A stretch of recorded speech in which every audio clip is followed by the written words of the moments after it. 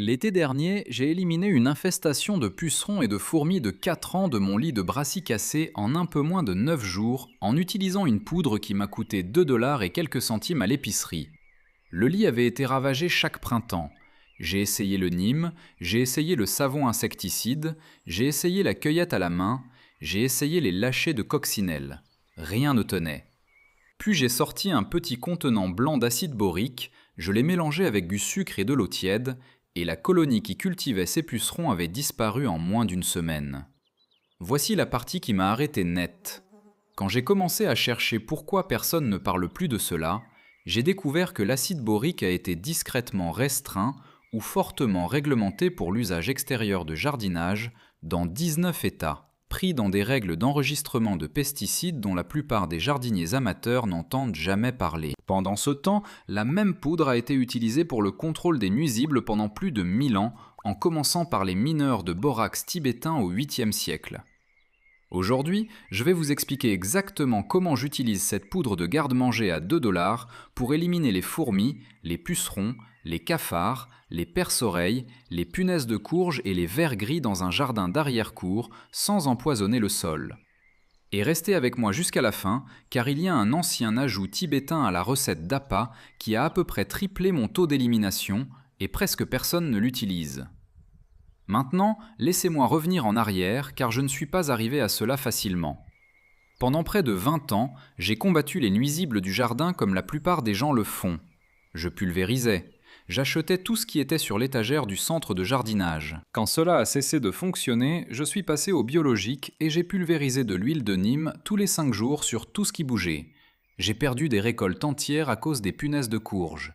J'ai perdu une belle rangée de choux frisés à cause des pucerons 3 étés de suite. Si vous avez été dans cette boucle, je ne vous juge pas. J'étais là avec vous, dépensant de l'argent et le regardant s'évacuer sous la prochaine pluie.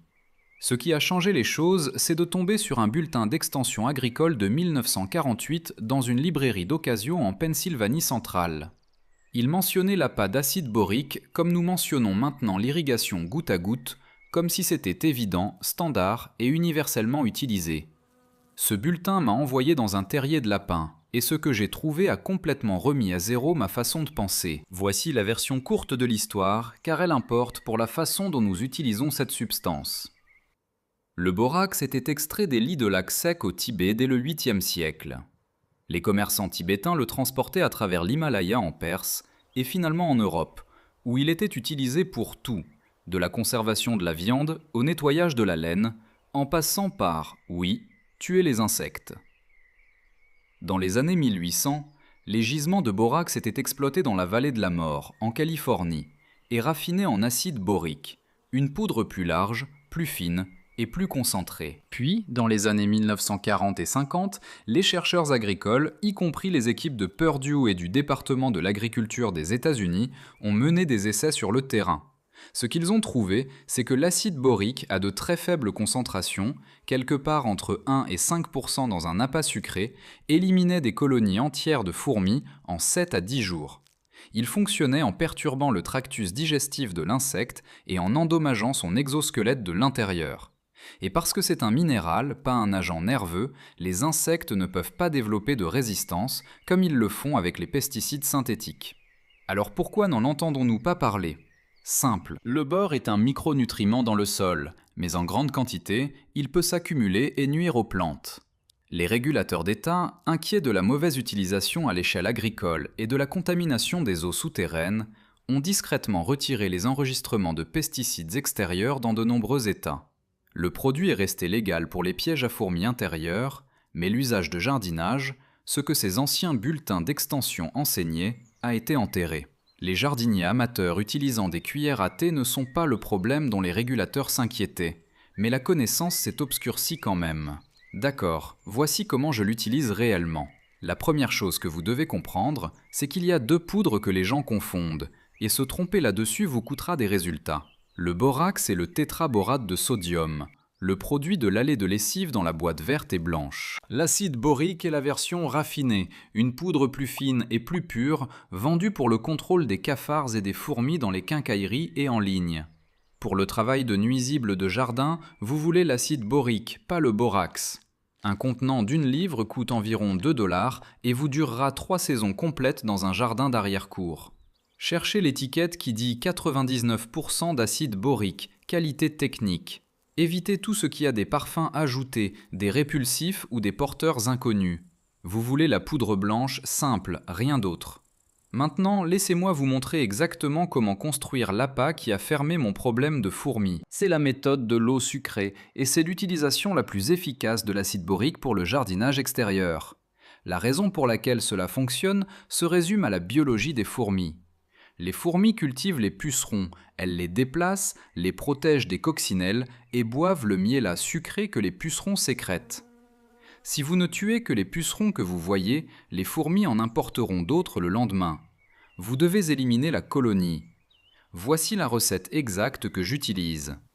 Une tasse d'eau tiède, 3 cuillères à soupe de sucre blanc complètement dissous, une cuillère à thé de poudre d'acide borique remuée jusqu'à ce qu'elle disparaisse. C'est tout. C'est une solution à 1%, qui est assez faible pour que les fourmis ouvrières la ramènent au nid avant de mourir, et c'est ce qui fait tomber la reine. Trempez des boules de coton dans le mélange. Placez-les dans de petits couvercles peu profonds, comme les bouchons d'un pot de beurre d'arachide. Posez ces couvercles sur le sol près de la piste de fourmis, cachés sous une pierre ou un morceau de bois pour que la pluie ne les dilue pas et pour que les enfants et les animaux domestiques les laissent tranquilles. Vous voudrez 3 à 4 stations par lit surélevé. En environ 48 heures, vous verrez une poussée sauvage d'activité de fourmis aux stations. Ce n'est pas une mauvaise nouvelle, c'est le signal que cela fonctionne. Elles le ramènent à la maison. Au jour 7 à 9, les pistes seront vides, et les pucerons, sans leur protecteur, s'effondrent sous la pression naturelle des prédateurs. Ensuite vient la technique de saupoudrage, et celle-ci est pour le contact direct avec les nuisibles à corps mou. Pour les punaises de courge, les altises du concombre, les perce-oreilles et les vers gris qui se cachent à la base des plantes, j'utilise la poudre sèche. Prenez environ un quart de cuillère à thé d'acide borique et saupoudrez-le légèrement autour de la base de la tige de la plante, jamais sur les feuilles et jamais près des fleurs où les pollinisateurs butinent. Une petite bouteille en plastique à presser avec un bout étroit, le genre que les chefs utilisent pour les sauces, rend cela facile. La poudre colle aux exosquelettes des insectes et perturbe leur couche cireuse extérieure, les faisant se déshydrater en 24 à 72 heures. L'approche conventionnelle est de pulvériser un insecticide à large spectre qui tue les pollinisateurs, les prédateurs et la vie du sol aux côtés de votre cible. L'approche supprimée est le placement de précision d'un minéral ciblé où les pollinisateurs ne vont pas. Énorme différence dans ce à quoi votre jardin ressemble après. Réappliquez après une forte pluie car l'eau dilue et disperse la poudre. Dans un été typique de Pennsylvanie, je saupoudre peut-être 4 ou 5 fois toute la saison. Maintenant, avant de vous expliquer le reste, je veux m'arrêter juste une seconde. Ce que je vous montre aujourd'hui est un morceau de quelque chose de plus grand. J'ai mis tout ce que j'ai appris au cours des 30 dernières années de culture d'arrière-cour dans un livre appelé « Le protocole de rendement maximum de 30 jours ». Ces 115 pages couvrant la biologie du sol, la taille stratégique, les systèmes de plantation compagne, les horaires de succession et la science réelle derrière pourquoi chaque méthode fonctionne. Les gens l'ont utilisé pour à peu près doubler leur récolte sur la même superficie. Pas de nouveaux lits, pas d'équipement sophistiqué.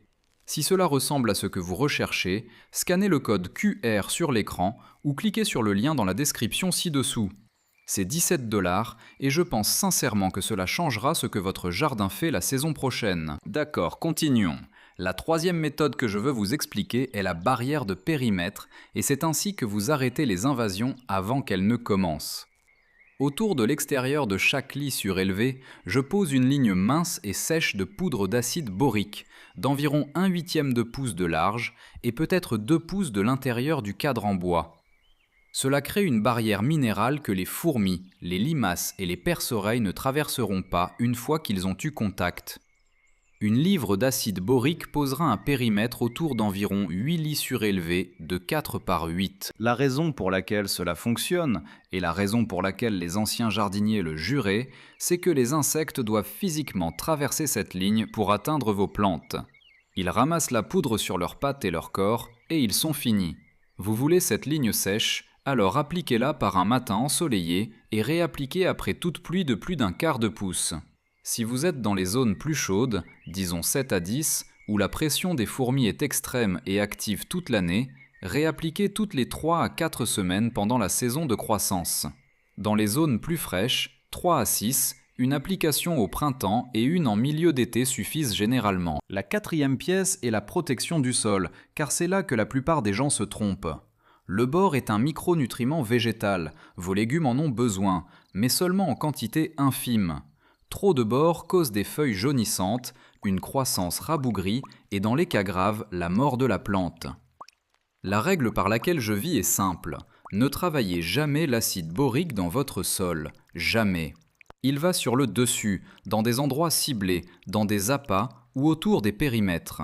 Il ne se fait pas bêcher. Si vous vous en tenez à cette règle, la quantité totale de bore atteignant votre sol en une saison est une fraction d'une cuillère à thé répartie sur un lit entier, bien en dessous de tout seuil qui affecterait vos plantes. La cinquième et dernière pièce est de protéger vos insectes bénéfiques. Ne placez pas de station d'appât près des plantes en fleurs où les abeilles butinent. Ne saupoudrez rien qui est en fleurs. Travaillez au crépuscule ou tôt le matin quand les pollinisateurs sont le moins actifs et couvrez toujours vos stations d'appât avec une pierre, une tuile ou un pot de fleurs retourné avec un petit trou d'entrée coupé sur le côté pour que les pollinisateurs ne puissent pas errer dedans. D'accord, maintenant laissez-moi parler des erreurs communes car j'ai fait chacune d'entre elles. Le premier modèle que je vois, et je l'ai fait moi-même pendant des années, c'est de pulvériser les pucerons directement sans toucher les fourmis. Vous abattez la population visible, vous vous sentez bien dans votre peau, et ils sont de retour en 4 jours, car la colonie est toujours là, réimportant du bétail. L'ancienne méthode s'attaquait toujours aux fermiers, pas à la récolte. Le deuxième modèle est de confondre le borax avec l'acide borique. Les gens lisent un article de blog, prennent le borax de lessive, le versent dans l'eau sucrée à une concentration beaucoup trop élevée et tuent les fourmis ouvrières avant qu'elles puissent le ramener à la maison. La colonie survit. Vous voulez lent, pas rapide. 1%, pas 10%. Le troisième modèle est la surapplication. Plus n'est pas mieux. Si vous versez des cuillères à soupe d'acide borique autour d'un plant de tomate, vous blesserez la plante. C'était une connaissance perdue car les anciens bulletins d'extension donnaient des doses exactes, et quand ces bulletins sont sortis d'impression, les gens ont deviné. Deviner avec les minéraux finit mal. Le quatrième modèle est d'appliquer pendant la pluie ou une forte rosée. L'acide borique doit rester sec pour fonctionner comme une poussière de contact et une barrière de périmètre. S'il va pleuvoir cet après-midi, attendez, travaillez avec le temps, pas contre lui. Maintenant, voici le conseil bonus que je vous ai promis au début. Et c'est la pièce unique qui a fait passer mes résultats de bons à presque ridicules. Quand je creusais dans ces anciens registres de commerce de borax tibétain, j'ai trouvé des références à une pâte que les commerçants utilisaient. Pas seulement du borax en poudre et de l'eau, mais du borax mélangé avec un sucre de canne lourd non raffiné. En Inde, ils l'appellent jaggery. En Amérique du Nord, le substitut facile le plus proche est la mélasse noire. Voici ce que je fais maintenant. À ma recette d'appât standard, une tasse d'eau tiède, 3 cuillères à soupe de sucre, 1 cuillère à thé d'acide borique, j'ajoute 1 cuillère à soupe de mélasse noire, je remue jusqu'à dissolution. La raison pour laquelle cela fonctionne, c'est que les fourmis et les cafards sont attirés par les sucres complexes et les minéraux traces beaucoup plus fortement que par le sucre blanc simple seul. La mélasse rend l'appât environ 3 fois plus attrayant. Dans des tests côte à côte que j'ai menés dans ma propre cour, les colonies qui prenaient 9 ou 10 jours à s'effondrer sur l'appât de sucre simple étaient finies en 5 ou 6 jours, une fois que j'ai ajouté la mélasse. Essayez-le. Ce changement unique est la différence entre une station d'appât qui fonctionne et une station d'appât qui se vide au coucher du soleil. Alors, voici où je veux vous laisser. Tout ce que je vous ai montré aujourd'hui, l'appât, la poussière, le périmètre, l'astuce de la mélasse, est un chapitre de comment je gère mon jardin maintenant. Si vous voulez le système complet, la biologie du sol, les coupes de taille qui poussent le rendement, la planification compagne qui maintient les nuisibles bas pour commencer, les horaires de succession qui maintiennent un lit productif d'avril à octobre, tout cela est dans le protocole de rendement maximum de 30 jours. 115 pages, 17 $, écrit pour les gens avec des lits existants qui veulent juste en tirer plus. Scannez le code QR sur votre écran ou cliquez sur le lien dans la description ci-dessous. Je l'ai écrit car j'aurais aimé que quelqu'un me l'ait donné il y a 20 ans. L'été dernier, ce lit de brassicacées, celui que je perdais chaque printemps pendant 4 ans, m'a donné la récolte de choux frisés la plus lourde que j'ai jamais tirée d'un espace de 4 par 8. 2 $ de poudre, une boule de coton et une cuillerée de mélasse, c'est tout. Dites-moi dans les commentaires quel nuisible vous donne le plus de mal cette saison et je partagerai ce qui a fonctionné pour moi. À bientôt dans le prochain.